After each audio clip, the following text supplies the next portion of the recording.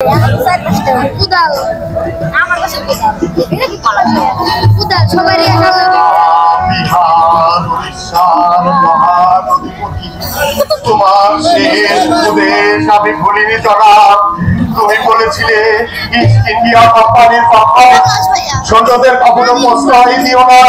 তুমি বলেছিলে সুযোগ পেলে তারা এদের ছেড়ে দেবে, আমি তাদের প্রশ্রয় দেব না। আমি বেঁচে থাকতে তোমার রাজ্যে তারা দুর্গ তৈরি করতে পারবে না, সৈন্য সমাবেশে পারবে না। আমার জন্যে বাংলার জন্যে দারুণ দুশ্চিন্তা নিয়ে তুমি চলে গেছো দাদু।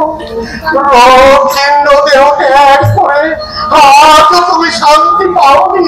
তাই বুঝি তোমার এই নিশ্চিত তাই বুঝি উৎসব করে রাজপ্রাসাদের সকল আনন্দ করিয়ে দিয়ে ভেসে আসে তোমার বুকের তোমার অন্তিম সময়ে তোমার সিংহাসন স্পর্শ করে যে প্রতিজ্ঞায় আমি করেছিলাম আমি তা পালন করব। তুমি শান্ত হও, তুমি প্রসন্ন হও দাদু।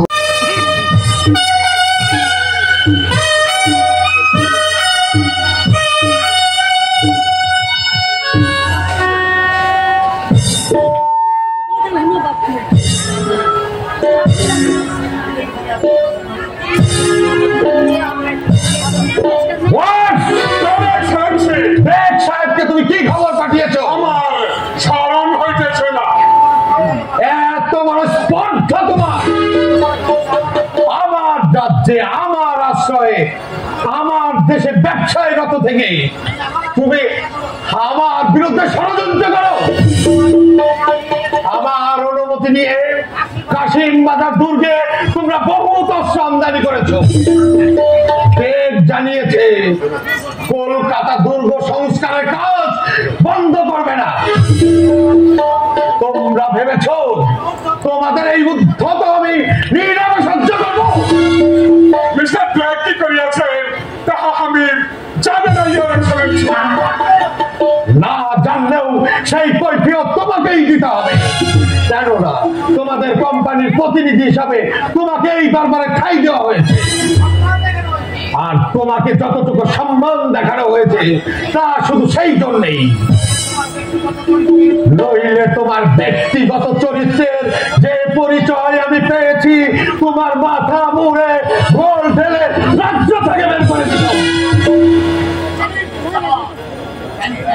আমি পাঞ্জাব থেকে বাংলায় এসে স্বার্থ ষড়যন্ত্রে লিপ্ত থেকে তুমি যেমন নিজের তেমন আমাদের ক্ষতি করছো। সাবধান! আমি নবাবের গোলাম জাফর। সিপাহসালা জাফর আলী খান, নবাবের সিপাহসালার আপনি নিমন্ত্রণ রক্ষা করতে রাজধানী ছেড়ে আসার আগে নবাবের অনুমতি নেওয়ার আবশ্যক মনে করেননি? কাশিম বাজারকে আমরা রাজধানীর অন্তর্ভুক্ত বলেই মনে করি। আপনি আমার আত্মীয়, আমি আশা করি আমার বিপদকে আপনি নিজের বিপদ মনে করবেন। অথচ আশ্চর্য এই যে আমি যখন কর্তব্য বিমুখ হয়ে আপনার সাহায্য কামনা করি, তখন আমি আপনাকে কাছে পাই না। কোন মানে হয়তো আপনি বুঝেছেন কলকাতার কুটিয়ালদের সাজা দেওয়ার জন্যই আমি প্রাসাদ ছেড়ে বেরিয়েছি। আমার অনুরোধ এই যে আপনি আমার পাশে থেকে এই অভিযানে আমার শক্তি বৃদ্ধি করবেন।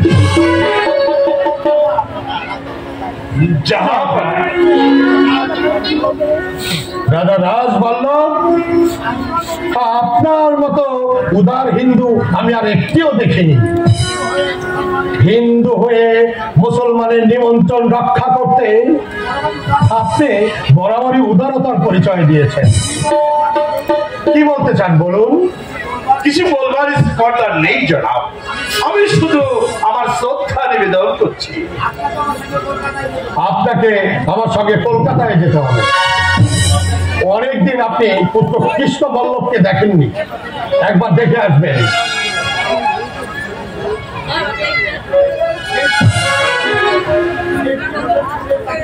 শেরজি অবশ্য সুদের তাগিদ দিতে এসেছে। শেরজির বিরুদ্ধে আমার কিছু বলবার নেই, আর থাকলেও কিছু বলবো না, কারণ টাকার আমারও প্রয়োজন। শেরজি মুর্শিদাবাদেই থাকবে। নবাবের আদেশ পালন করে জগৎ শেঠ চিরকালই ধন্য। নবাবের প্রয়োজন আমি নিশ্চয়ই পূর্ণ করবো, কিন্তু আমার একটি নিবেদন আছে জানাবো না। বলুন। শিবাচারার জাফর আলী খান আর রাজা রাজবল্লভকে কলকাতায় নিয়ে গেলে রাজধানী মুর্শিদাবাদ কি একেবারে অরক্ষিত অবস্থায় থাকবে না? জনাব, আমার বেশ সর্বপ্রথম যদি রাজধানী আক্রমণ করেন। শেরজি অবশ্য গুরুতর প্রশ্নই করেছে। আপনার আদেশ পালন করতে আমরা বাধ্য, কিন্তু রাজধানীর নিরাপত্তা আমাদের বিচার্য। তাই তো বিনা মন্ত্রণায় কিছুই করা ঠিক হবে না।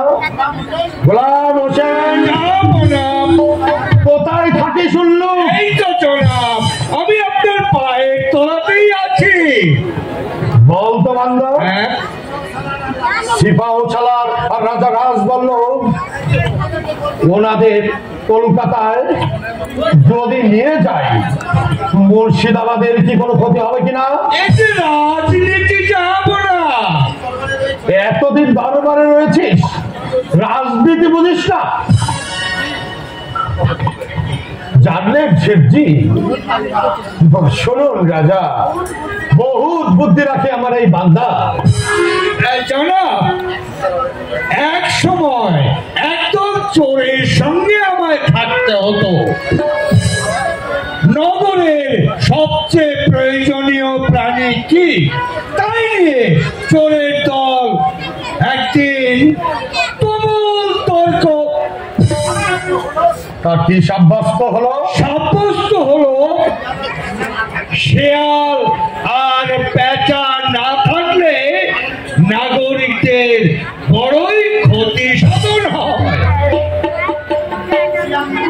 শেয়াল ধূর্ত গর্তে লুকিয়া থাকে, পেচক অশুভ আধার ছেড়ে আলোয় আসতে চায় না।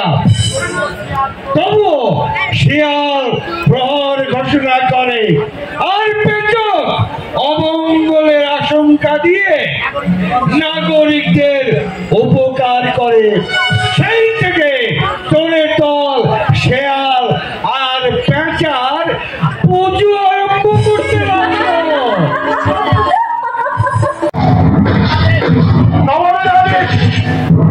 যার হাতে অস্ত্রতে সব সঙ্গে রাখতে হবে। We not carry weapons, only guns, হাতিয়ার লইয়া। জলছায় আসে না। বেশ, যে যেখানে আছেন স্থির হয়ে দাঁড়াবেন কি? নবাব এখনই দেখা দিবেন। নবাবী রায়দুল্লাহ আদেশ করুন সিপাহসালার। নিশ্চিতে নিরস্ত্র লড়াইকে আক্রমণ করে কি আপনি বীরের খ্যাতি লাভ করেন? আমি নবাবের মিত্র, নবাবের আদেশ পালন করাই আমার কাজ। সিপাহসালার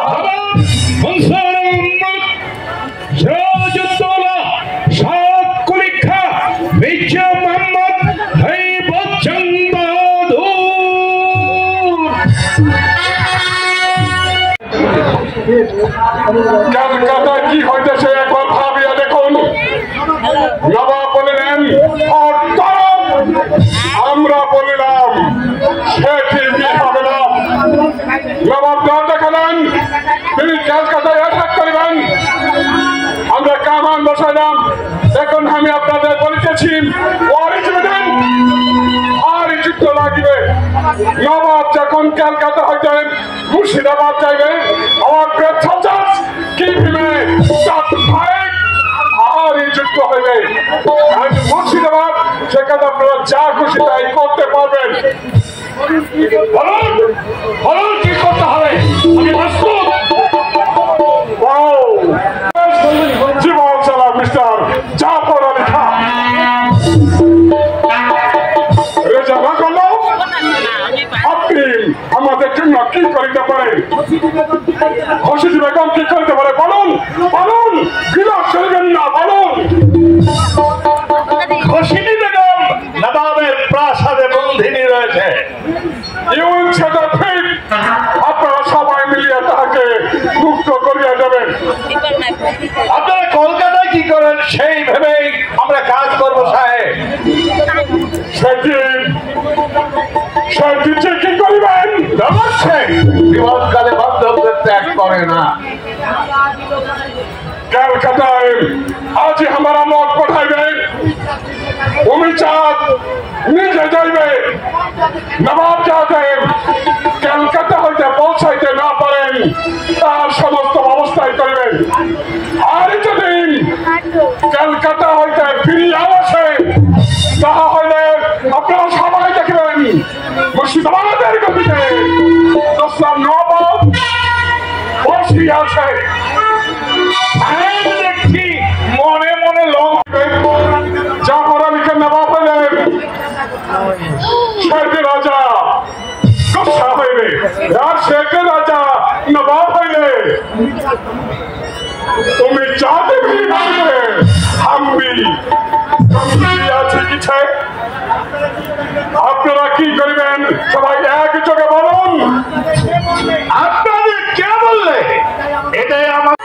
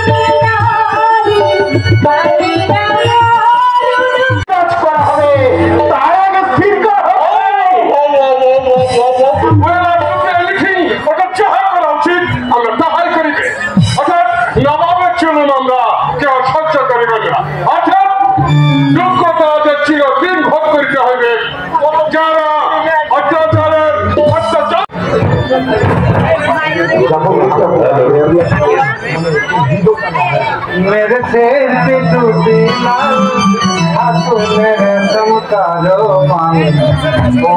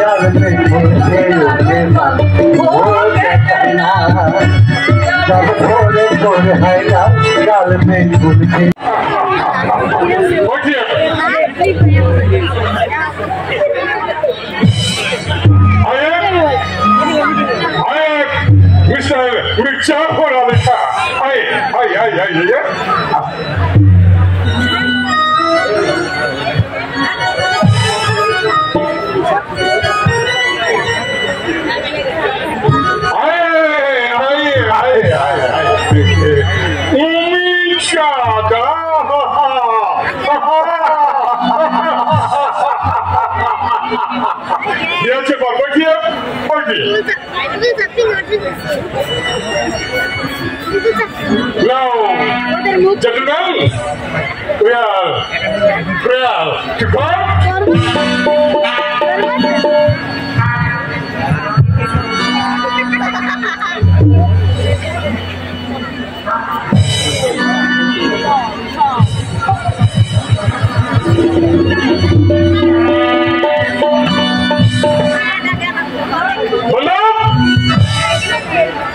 Peace.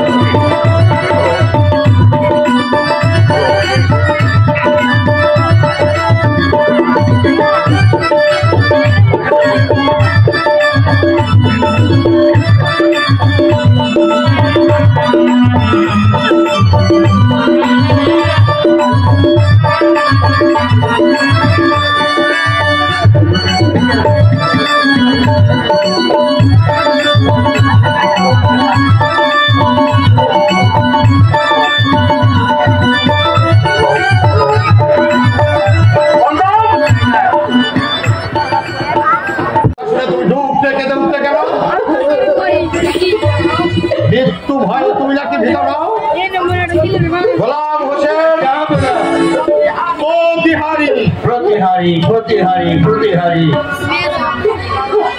দুঃসাহস এই বালিকার মোহনলাল গোপনে প্রাসাদে প্রবেশ করে রূপের মোহ বিছিয়ে আমার কাছ থেকে গোপন সংবাদ সংগ্রহ করে নিয়ে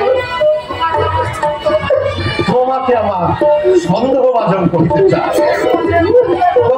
অসংকোচ বললে মোহনলাল তুমি ওকে চেনো, ওর পরিচয় জানো। এই নিয়ে যাও ওকে।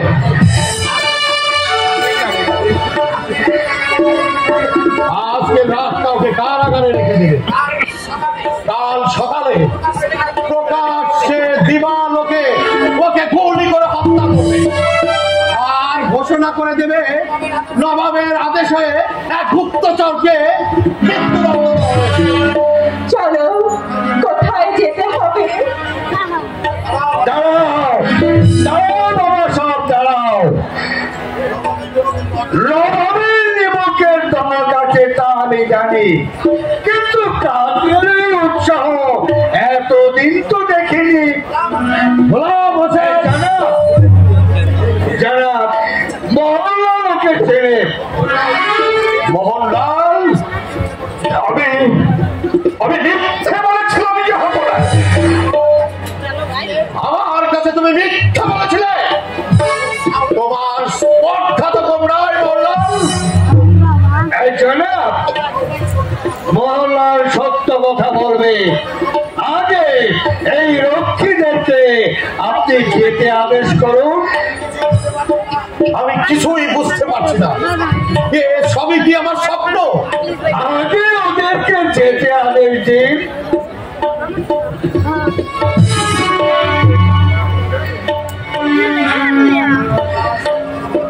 এইবার এইবার সত্য করে বলো মোহনলাল।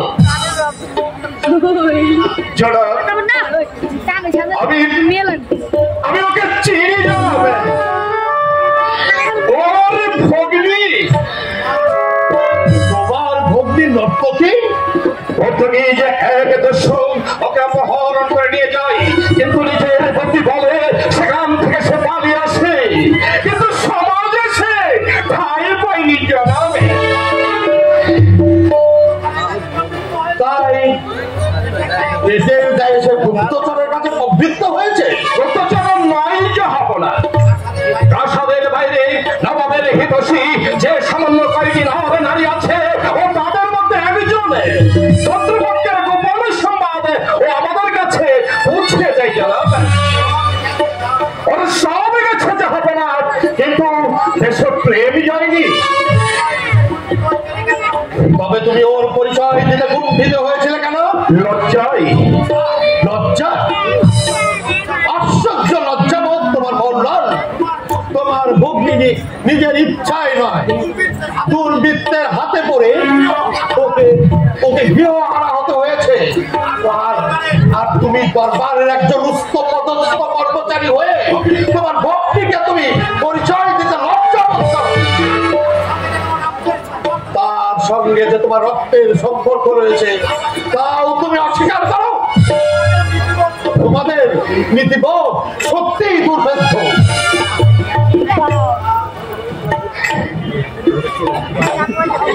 জনাব, যে দেখুন তো এই আগুনের শিখা একটি কোনদিন কলঙ্কের কালিতে কালো হতে পারে?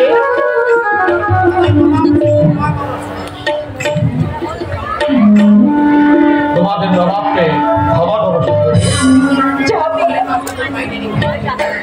চলো, আমি তোমাকে প্রাসাদের বাইরে রেখে আসি।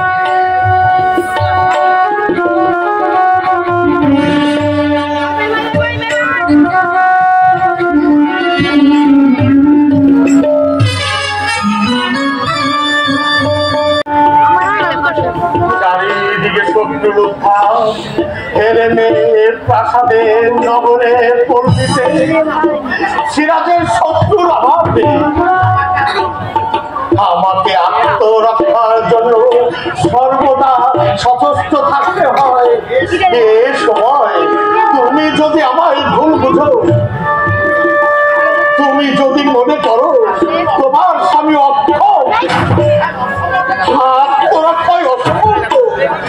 তাহলে সান্ত্বনার ঠাই আমি কোথায় গিয়ে পাই? আমি আর কার কোনো কথা শুনবো না নবাব। হ্যাঁ শোনো না, শুধু তুমি আমার উপর আস্থা রেখো। নবাব, এবার আমাকে হারিয়ে যাবার অনুমতি দিন। তুমি ক্ষণকাল অপেক্ষা করো। এসো লুৎফা।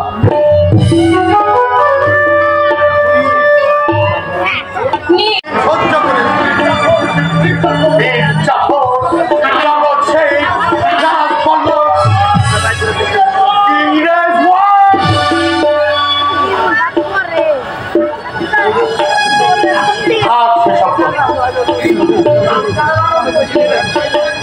এই মেয়ে তো শুধু আলো জ্বালাবার অনুমতি চেয়েছে, শৃঙ্খলা ভঙ্গ করেনি।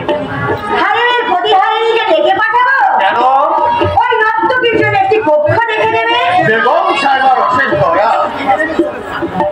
কিন্তু হেলেনে তো ওর স্থান নয়। তবে কি বেগম মোহন? না, তাও নয়।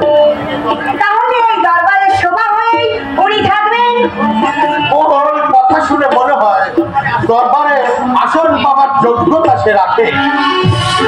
শুনেছি এই দরবারে বীর চাকর বিচক্ষণ রাজা রাজবল্ল ধনব্য জগৎ থেকে আসন চলে উঠেছে। নবাব কি এখন থেকে ওই নর্তকীর মতো নারীদেরকে নিয়ে দরবার বসাবে? বেগম সাহেবা দেখি রাজনীতির সকল খবরই রাখে। নবাব মনে করেন বাড়ি আমরা তাই বাড়ির মতোই পড়ে থাকি।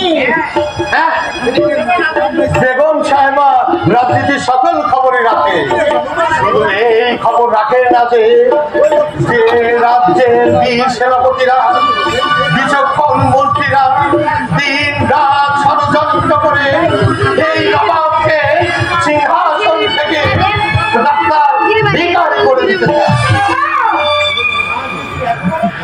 রাজনীতির এত বড় খবরটা বেগম সাহেবা আজও সংগ্রহ করতে পারে না। তবে কি ওরা বলে লুৎফা, বলে সকলেই আমার চরম হিতৈষী, শুধু অত্যাচারী অবিচারী আমি সকলের সব উপদেশ উপেক্ষা করে যথেষ্টাচারে প্রবৃত্ত। ওরা বলে, ওরা যা বলে আমার বেগম তাই বিশ্বাস করে। দুষ্টিয়ায় রত এই নবাবে তার অযোগ্য স্বামী কোনো কথাই সে কর্ণপাত করে না। এই ভাগ্য নিয়ে আমি বাংলা, বিহার, উড়িষ্যা ভাগ্যদাতা হয়েছি। নবাব আমার অপরাধ মার্জনা করো, কিছু না জেনে না বুঝে ওসব কথা বলে আমি নবাবকে ব্যথা দিয়েছি।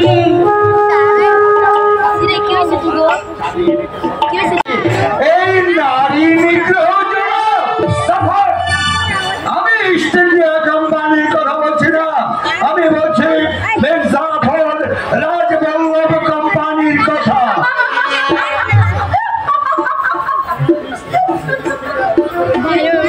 এমন মিষ্টি হাসি তুমি কেমন করে হাসি? কেমন হাসি কখনো শুনিনি যাবো না। কোনো নর্তকীর, কোনো বেগমের প্রার্থনা করবেন জনাব। বেগমের সম্বন্ধে প্রশ্ন তুলে আমি অপরাধ করেছি। তুমি কোনো অপরাধ করনি। বেগমেরা হাসতে জানে না, হেরেনের রাষ্ট্রপতিরাও নয়। তোমার হাসি শুনবার আগে আমি মনে করতাম মুর্শিদাবাদ কেন এই বাংলার কেউ হাসতে জানে না, বাগানে জানে শুধু কাঁদতে। দিক থেকে দিগন্তরে প্রতিধ্বনিত হয় তাদের কান্নার সুর, আমি আর সইতে পারি না। দেশব্যাপী কান্নার কারণ কি যাবো না? কি কারণ? আমার অত্যাচার, আমার অবিচার। আমি তো তা বলি না। লোকে বলে তা অস্বীকার করতে পারি নিশ্চিত ভালো যদি বাংলার সুখ শান্তি নাচে কারণ হয়ে থাকে তার জন্য তো আমি দায়ী নয়। আর বর্গীয় আক্রমণ প্রতিহত, দেশে শান্তি বিরাজিত, প্রজাদের অন্য বস্ত্রের কোনো অভাব নেই। তবু কেন কি তাদের অভিযোগ? বেগম সাহেব এইদিকে আসছে।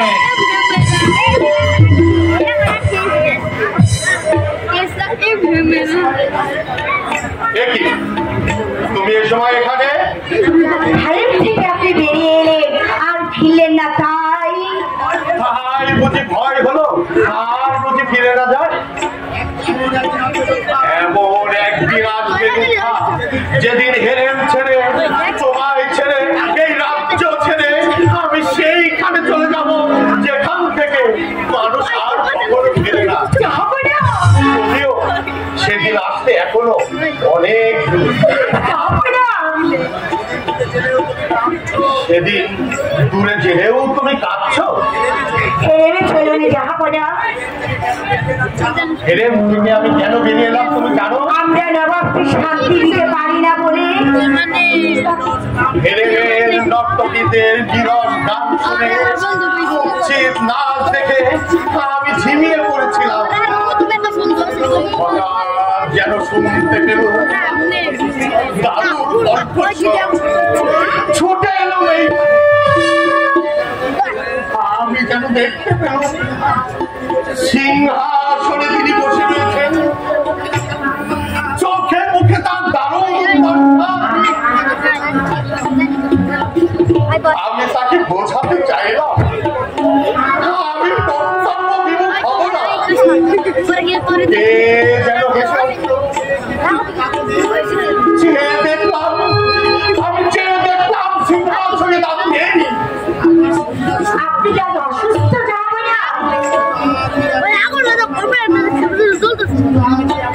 শুধু আজ এমনটি হলো না, আগে তুমি জানতে পারো রাতে আমাকে এমনি করেই শুনে আসতে হয়েছে, এমনি করেই শোনাতে হয়েছে আমার সংকল্পের কথা। কিন্তু তবুও সেই আকুল আহ্বানে বিরাম নেই। নিশির ডাকের মতো আমাকে ছেড়ে আনে এই সিংহাসন।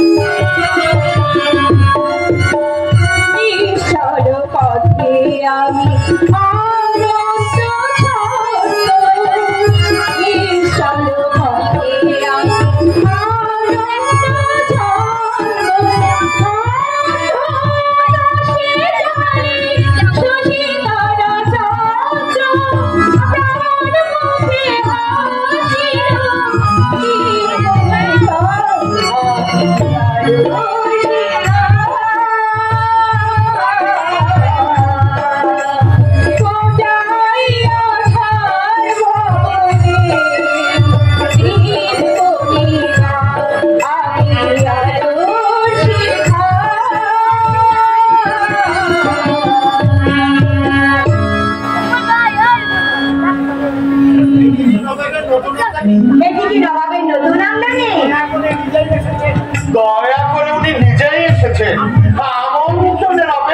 করেননি। তরবারি কক্ষে এই নিত্য বিলাস এই প্রথম জাহাপনা।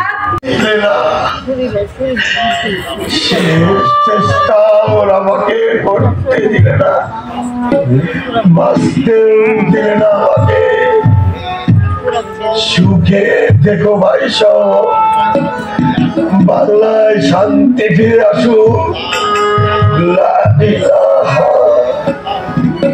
ইল্লাল্লাহু মুহাম্মাদুর রাসূলুল্লাহ।